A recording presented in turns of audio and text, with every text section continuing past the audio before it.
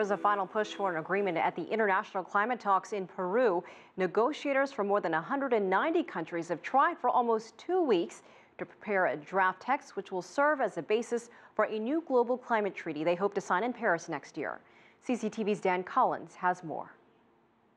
In the last hours of the summit, there are deep-seated divisions between nations, those that are rich and those that are poor.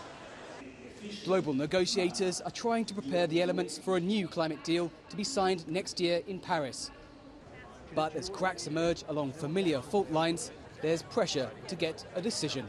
The fear of not having a deal is actually forcing countries to accept a bad deal. So it's like we're setting out on the journey to Paris wearing a blindfold.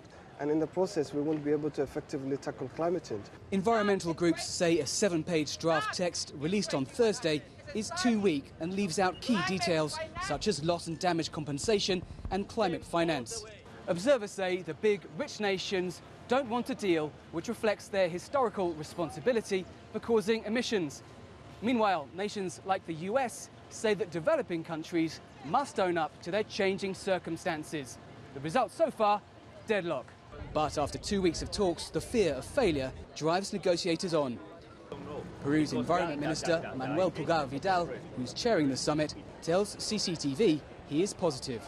I'm completely optimistic that we can deal with our objective and that by the end of today, we are going to have a strong outcome. We should avoid to send for the future, for the next year, a sense of frustration, a sense of anxiety and anguish that we had already suffered in the past. So the best way to do that is taking decisions now. Pulgar Vidal says he hopes a decision can be made by the end of the day. Few others believe that deadline can be met. Dan Collyns, CCTV, Lima.